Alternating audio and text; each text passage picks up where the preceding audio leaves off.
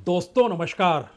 अभी सिर्फ 4 दिन हुए हैं युद्ध के और अमेरिकी राष्ट्रपति ट्रंप के चेहरे की हवाइयां उड़ी हुई हैं।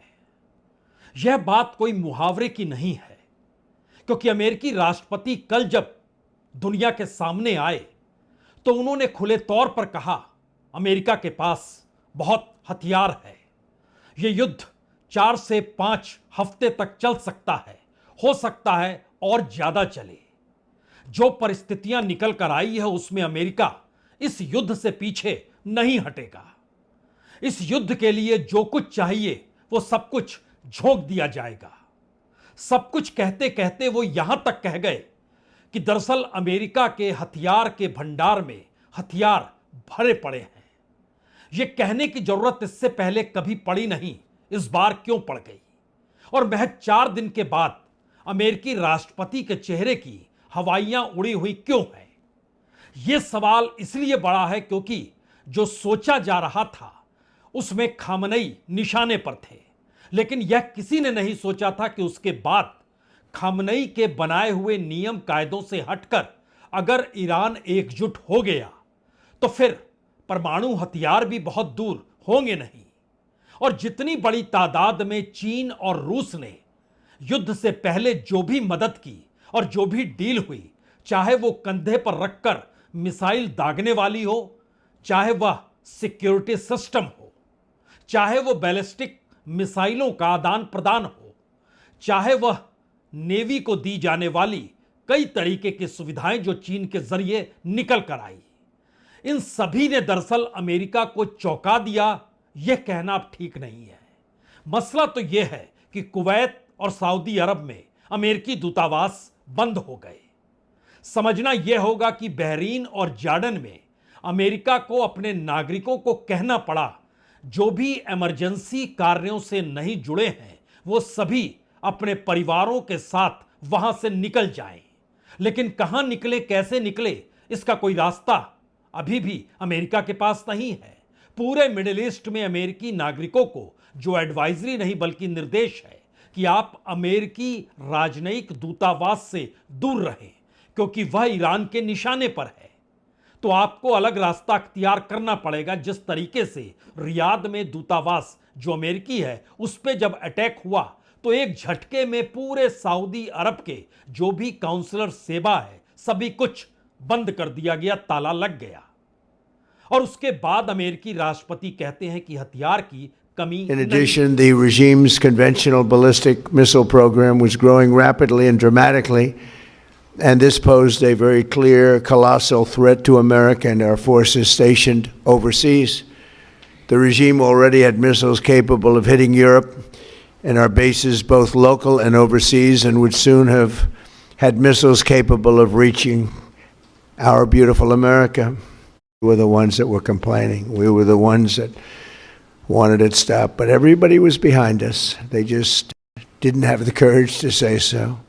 और अनंत काल तक यह युद्ध चलते रहे तो भी अमेरिका इस युद्ध में बरकरार रहेगा। उसके पास इतना ज्यादा हथियार है। लेकिन बात यह नहीं है, बात तो यह है कि अमेरिकी राष्ट्रपति कहते कहते यह भी कह गए कि दरअसल उनसे पहले जब बाइडेन राष्ट्रपति थे तो उन्होंने यूक्रेन पर बहुत कुछ खर्च किया, पैसा खर्च किया, समय खर्च किया और हथियार भी खर्च किए। और जितनी बड़ी तादाद में मुफ्त में हथियार यूक्रेन को दिए गए, वो अगर इस वक्त अमेरिका के पास होते तो परिस्थिति शायद कुछ अलग होती। लेकिन जब से वो राष्ट्रपति बने हैं उन्होंने उस हथियारों के भंडार में और ज्यादा हथियार आते चले जाएं इसकी व्यवस्था जरूर की है। लेकिन यह कहने से चूके नहीं कि दरअसल बाइडेन ने यूक्रेन को मुफ्त में जितने हथियार दे दिए उससे अमेरिका को बहुत नुकसान हुआ है। नुकसान की भरपाई कैसे, कहां, किस रूप में होगी, यह सवाल अब धीरे धीरे अमेरिका के भीतर ही बड़ा होते जा रहा है। कांग्रेस आपके साथ खड़ी नहीं है, उसे कैसे समझाएंगे? जिस तरीके से ईरान के भीतर बैलिस्टिक मिसाइलों की मौजूदगी है जिसकी खबर अमेरिका के पास भी है, इजराइल के पास भी है, जिस तरीके से डिफेंस सिस्टम अमेरिका का ही जो बहरीन में डगमगा गया और वहां के ड्रोन को भी वह पकड़ नहीं पाया। हमारी टीम ने जब इस पे पूरा रिसर्च किया तो कहा कि हां, इजराइल भी मान रहा है, अमेरिका भी मान रहा है कि जो ईरान का शाहिद ड्रोन है वो अमेरिकी डिफेंस को तोड़ देता है। और अमेरिका ने जो उसकी नेवी और पूर्वी भूमध्य सागर में जो खाड़ी और पूर्वी भूमध्य सागर में जो उसकी नेवी सेना की जो मौजूदगी है वहां पर भी ड्रोन पहुंच रहा है। यह मैसेज बहुत साफ है कि अमेरिकी एयर डिफेंस में या तो कमियां हैं और या फिर अमेरिकी नौसैनिक बेस को निशाना जो बहरीन में बनाया गया उसने खतरे की घंटी बजा दी है। ये सारे मैसेज दो बड़े संकेत दे रहे हैं। पहला बड़ा संकेत तो यह है, क्या अब अमेरिका को लगने लगा है कि उसने जो पूरी की पूरी रणनीति बनाई वो रणनीति सिर्फ खमेनी को लेकर थी। मोसाद ने जो तमाम इंफॉर्मेशन दी और सीआईए ने उस पर जब काम करना शुरू किया तो क्या वो खमेनी तक ही मौजूद था? उसके बाद की परिस्थिति से कोई वाकिफ नहीं था, क्योंकि खमेनी तो नियम कायदों के तहत ये शुरू से कहते चले आए, 90 के दशक में ही फैसला ले लिया था कि ईरान परमाणु हथियार नहीं बनाएगा। लेकिन अब जो टीम वहां पर मौजूद है वह तो उस दिशा से आगे तब बढ़ सकती है जब ऐसी स्थिति आ जाए कि दरअसल ईरान के लिए खतरे की घंटी उसके अपने अस्तित्व से जुड़ चुकी है, जो शायद जुड़ने लगी है। और शायद इसीलिए जो 60% यूरेनियम इनरिचमेंट का सवाल है वो 90% तक कब कैसे पहुंच जाएगा ये आईएईए वह भी बता पाने की स्थिति में नहीं है। दूसरा बड़ा सवाल और ज्यादा महत्वपूर्ण है। अब ईरान को यह लगने लगा है कि जिस तरीके से जल्दबाजी में इजराइल और अमेरिका ने खमेनी को निशाना बनाया, उस निशाना बनने के बाद ईरान पूरा एकजुट हो गया। दूसरी बात, जो बड़ी तादाद में हमले हुए उसमें जो बच्चियों के स्कूल पर हमले हुए और 150 से ज्यादा बच्चियां मारी गई, उसने एक नया मैसेज ईरान के भीतर दे दिया कि यही परिस्थिति तो इजराइल ने गाजा में शुरू की थी और उसी तरीके से नरसंहार वहां पर हुआ था। यानी बातचीत के टेबल पर ईरान अब तभी आएगा जब वो उसके पास अपनी शर्तें होंगी, और वो शर्तें बहुत साफ है। अभी तक अमेरिका की शर्तें थी कि आप परमाणु हथियार नहीं बनाएंगे, मिसाइल प्रोग्राम पर रोक लगा देंगे। अब ईरान इन शर्तों के साथ आने को धीरे धीरे तैयार अपनी ताकत के आधार पर कर रहा है कि अब गाजा से इजराइल की पूरी तरीके से वापसी होगी।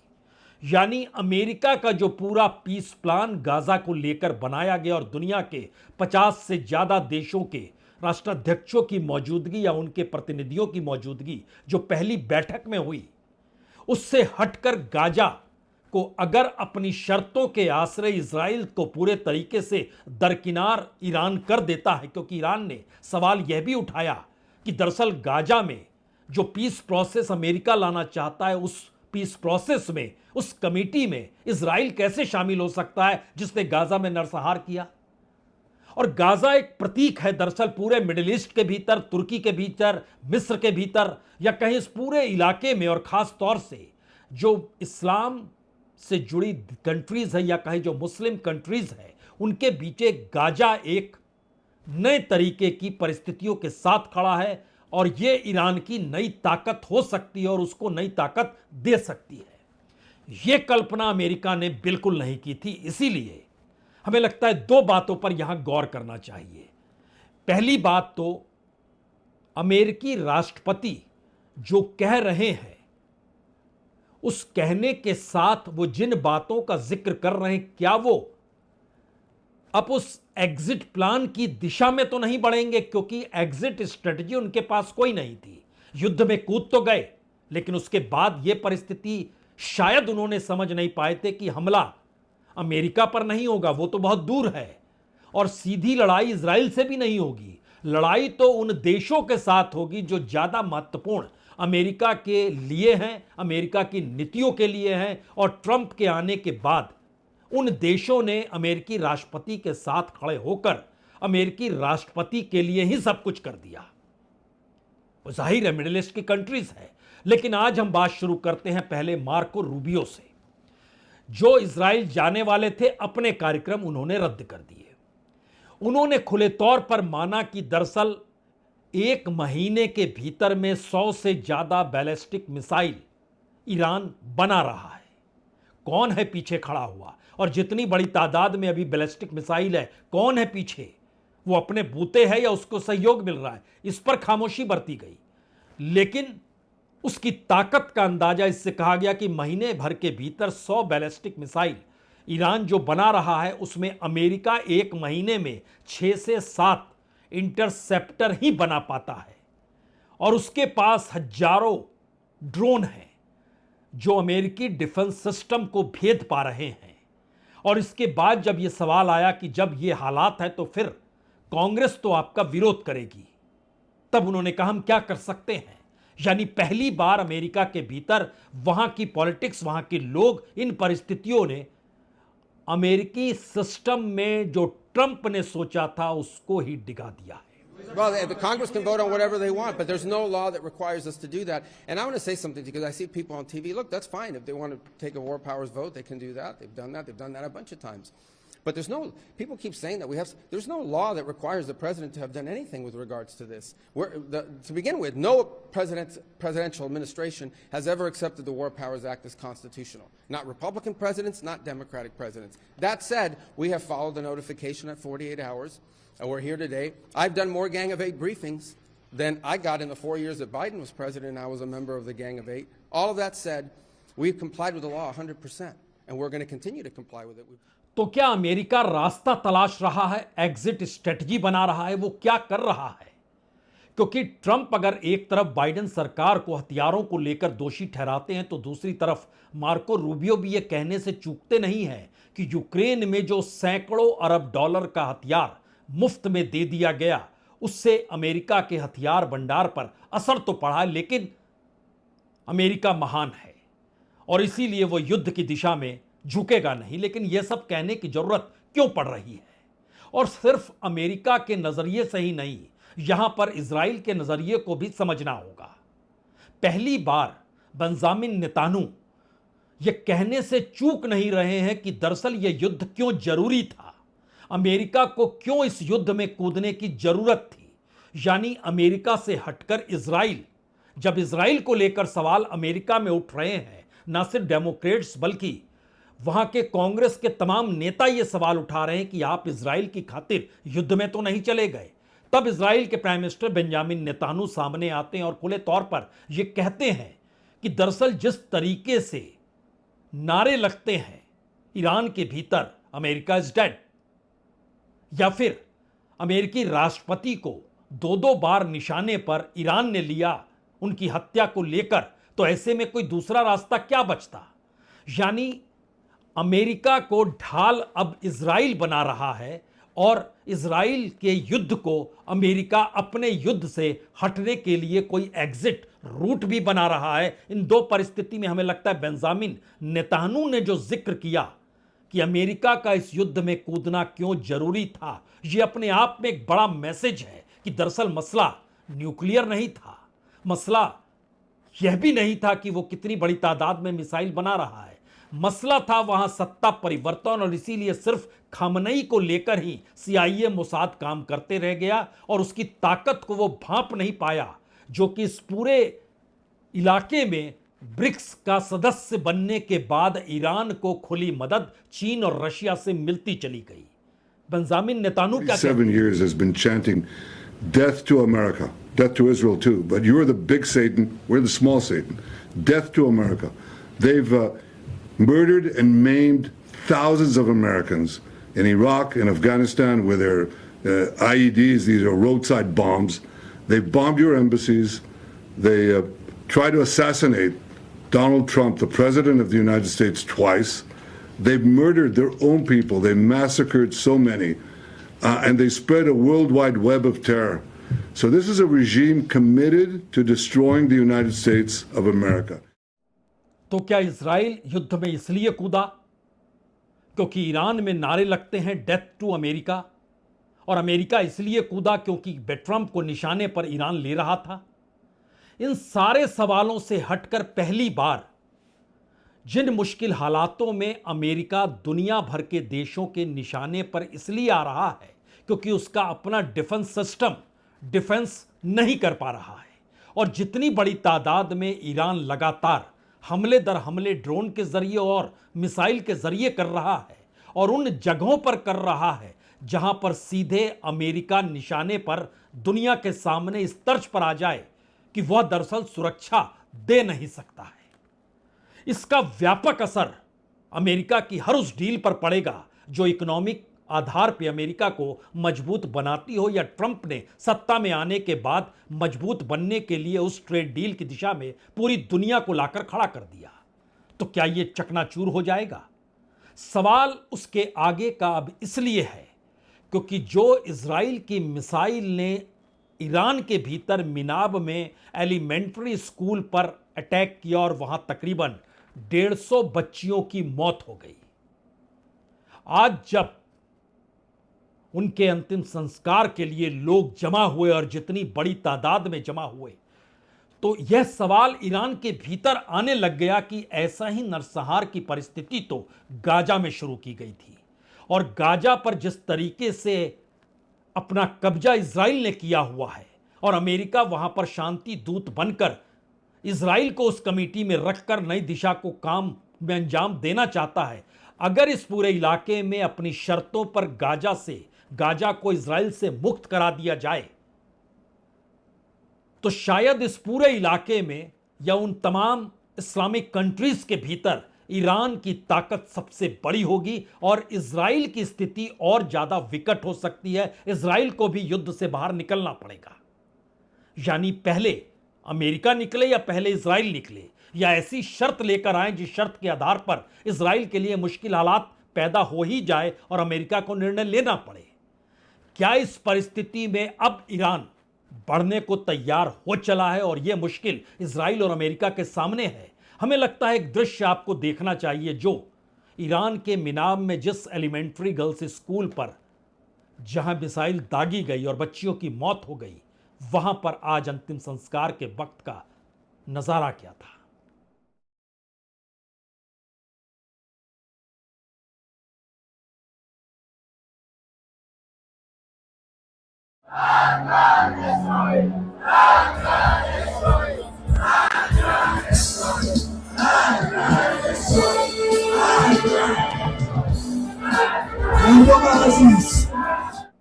दरअसल इस नज़ारे के बाद ईरान के भीतर की स्थिति बहुत साफ है, जो अमेरिका और इजराइल इससे पहले भांप नहीं पाए। वो ये मानकर चल रहे थे कि जो रेवोल्यूशनरी गार्ड्स हैं वह बिखर जाएंगे, मानकर चल रहे थे कि रेवोल्यूशनरी गार्ड्स का साथ ईरान की सेना नहीं देगी या दोनों के बीच एक मोटी लकीर खिंच जाएगी, जबकि उलट गई परिस्थितियां। रेवोल्यूशनरी गार्ड्स अगुवाई करते हुए दिखाई दे रहे थे, खासतौर से खमनेई की मौत के बाद, तो फिर सेना भी रेवोल्यूशनरी गार्ड के साथ खड़ी हो गई और एक नई परिस्थिति में जो पूरा सिस्टम ईरान का इस दौर में युद्धरत है, उसका मैसेज बहुत साफ है कि अगर अमेरिका दुनिया भर में यह मैसेज और अमेरिकन्स को यह मैसेज दे रहा है और इजराइल भी उसके पीछे यह कहकर खड़ा है, अगर युद्ध से पीछे हटे तो ईरान एक बड़ी ताकत बन जाएगा और जिस लड़ाई की शुरुआत हुई वो एक अनफिनिश्ड वार की तौर पर रहेगा। 2003 में अनफिनिश्ड वार के तौर पर इराक को लेकर भी उस दौर में जॉर्ज बुश का एक भाषण था। अब सबको वो भाषण याद आने लगा है कि ये अनफिनिश्ड वार के तौर पर क्या अमेरिका को लौटना पड़ेगा। और दूसरी तरफ ईरान के भीतर का वो सिस्टम जिसको खामनेई बीते 4 दशकों में बनाते चले गए, उसमें न्यूक्लियर पावर ईरान होगा ऐसा बिल्कुल नहीं कहा गया। लेकिन अब युद्ध की परिस्थिति और खामनेई की हत्या अगर इजराइल और अमेरिकी अटैक से हुई है तो फिर इसके मतलब है कि क्या उस धारा को अब तोड़कर ईरान न्यूक्लियर हथियार की दिशा में बढ़ रहा है, या वहां के लोग अब इसकी तैयारी कर चुके हैं।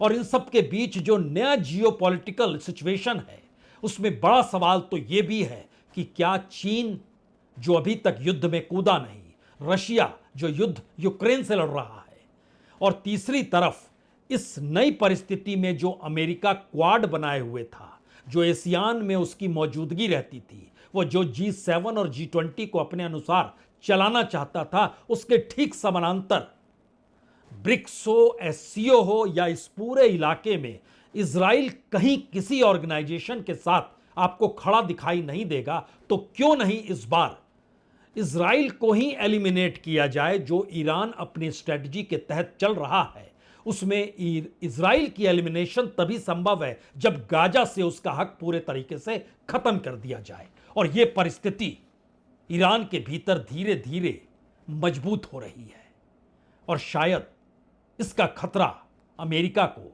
नजर इस रूप में आने लगा है कि इजराइल की गैर मौजूदगी इस पूरे इलाके में, जो वेस्टर्न एशिया का इलाका है, उसके बाद अमेरिका की अपनी दादागिरी कहां कैसे किस रूप में काम करेगी और इस युद्ध को बीच से छोड़ के हटने के लिए अब जो वो एग्जिट रूट की तलाश कर रहा है, अगर वो एग्जिट रूट उसकी अपनी स्ट्रेटजी के हिसाब से नहीं हुआ तो फिर इजराइल को लेकर, ईरान को लेकर, वेस्टर्न एशिया को लेकर, मिडिल ईस्ट को लेकर, नाटो कंट्रीज को लेकर या कहें वेस्टर्न कंट्रीज को लेकर अमेरिका की पूरी रणनीति सेकेंड वर्ल्ड वार के बाद एक नई जमीन पर खड़ी होगी और उसके नायक ट्रंप होंगे, जो अमेरिका के भीतर नायक नहीं कहलाएंगे और दुनिया के सामने भी वह नायक के कद को खो चुके होंगे। यह डर ट्रंप के सामने है, इसीलिए कल